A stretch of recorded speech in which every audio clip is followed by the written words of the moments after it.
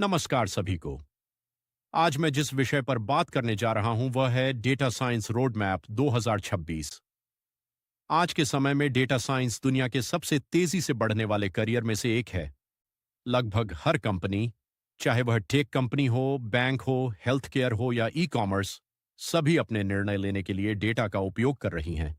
लेकिन अक्सर स्टूडेंट्स के मन में कुछ सवाल आते हैं, जैसे डेटा साइंस सीखना कहाँ से शुरू करें, इसमें कौन-कौन सी स्किल्स जरूरी हैं और 2026 में डेटा साइंटिस्ट बनने के लिए सही रोड मैप क्या है। आज की इस प्रेजेंटेशन में हम step by step data science का पूरा रोड मैप समझेंगे, जिससे कोई भी बिगिनर इस फील्ड में अपना करियर शुरू कर सकता है। सबसे पहले हम समझते हैं कि 2026 में डेटा साइंस कैसे बदल रहा है। पहले डेटा साइंस का मतलब सिर्फ डेटा एनालिसिस और रिपोर्ट बनाना होता था, लेकिन आज के समय में यह आर्टिफिशियल इंटेलिजेंस और मशीन लर्निंग के साथ मिलकर एक बहुत पावरफुल फील्ड बन चुका है। तीन बड़े बदलाव हो रहे हैं। पहला है आर्किटेक्चर ओवर कोडिंग। पहले डेटा साइंटिस्ट बहुत समय डेटा क्लीनिंग और कोडिंग में लगाते थे, लेकिन अब एआई टूल्स इन कामों को आसान बना रहे हैं। दूसरा है एआई फ्यूजन। अब जनरेटिव एआई और ट्रेडिशनल डेटा साइंस एक साथ काम कर रहे हैं। इससे डेटा का एनालिसिस और भी तेज और स्मार्ट हो गया है। तीसरा है रियल टाइम डेटा प्रोसेसिंग। आज कंपनियां लाइव डेटा के आधार पर तुरंत निर्णय ले सकती हैं। इसलिए 2026 में डेटा साइंटिस्ट की भूमिका सिर्फ डेटा एनालिसिस करने की नहीं होगी, बल्कि एआई पावर्ड सिस्टम्स डिजाइन करने की होगी। डेटा साइंस की यात्रा का पहला स्टेप है प्रोग्रामिंग सीखना। प्रोग्रामिंग हमें डेटा को प्रोसेस करने, मॉडल बनाने और ऑटोमेशन करने में मदद करती है। डेटा साइंस में सबसे ज्यादा इस्तेमाल होने वाली भाषा है पाइथन। पाइथन इसलिए लोकप्रिय है क्योंकि इसमें कई पावरफुल लाइब्रेरीज होती हैं, जैसे पैंडास नंपाई, साइकिट लर्न। आजकल नए टूल्स जैसे पोलर्स भी इस्तेमाल हो रहे हैं, जो बड़े डेटा सेट्स को बहुत तेजी से प्रोसेस करते हैं। इसके अलावा फास्ट एपीआई का उपयोग करके हम अपने मशीन लर्निंग मॉडल्स को वेब एप्लीकेशंस में बदल सकते हैं। दूसरी महत्वपूर्ण स्किल है एसक्यूएल। एसक्यूएल का उपयोग डेटाबेस से डेटा निकालने के लिए किया जाता है। लगभग हर कंपनी अपने डेटा को डेटाबेसेस में स्टोर करती है।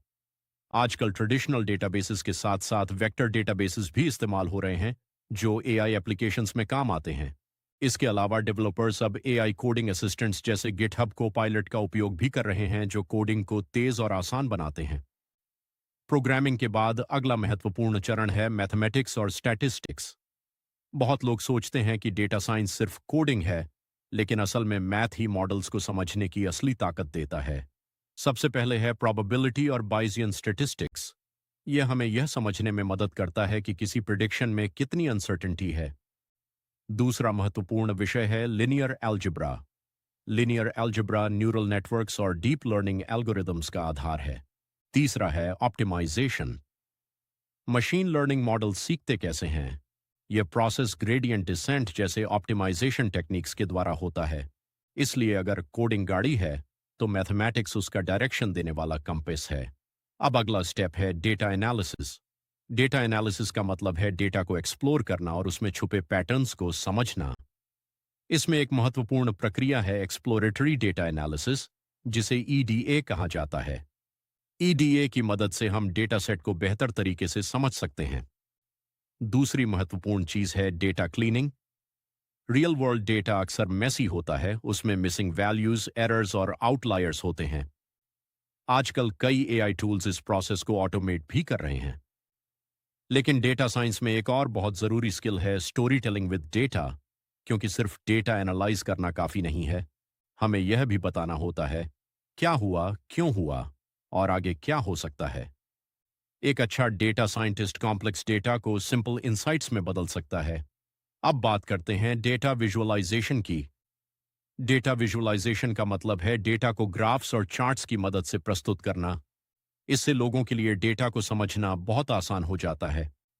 इंडस्ट्री में कॉमनली इस्तेमाल होने वाले टूल्स हैं टैब्लो, पावर बीआई। इन टूल्स की मदद से कंपनीज इंटरैक्टिव डैशबोर्ड्स बनाती हैं। एक और इंटरेस्टिंग टूल है स्ट्रीमलेट, जिससे पाइथन स्क्रिप्ट्स को इंटरैक्टिव वेब एप्स में बदला जा सकता है। कुछ कॉमन विजुअलाइजेशन टेक्निक्स हैं bar charts, heat maps, scatter plots. एक अच्छी विजुअलाइजेशन हमेशा सिंपल और क्लियर होती है। अब आते हैं मशीन लर्निंग पर। मशीन लर्निंग ऐसी तकनीक है जिससे कंप्यूटर्स डेटा से पैटर्न सीखकर प्रिडिक्शंस कर सकते हैं। मशीन लर्निंग के तीन मुख्य प्रकार होते हैं। पहला है सुपरवाइज्ड लर्निंग।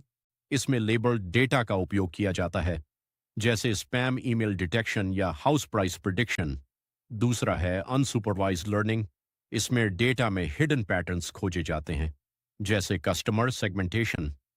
तीसरा है रीइंफोर्समेंट लर्निंग। इसमें मॉडल ट्रायल एंड एरर के जरिए सीखता है। 2026 में मशीन लर्निंग में एक महत्वपूर्ण कॉन्सेप्ट है एक्सप्लेनेबल एआई। इसका मतलब है कि हमें सिर्फ प्रिडिक्शन नहीं बल्कि यह भी समझना चाहिए कि मॉडल ने वह डिसीजन क्यों लिया। अब बात करते हैं डीप लर्निंग और जनरेटिव एआई की।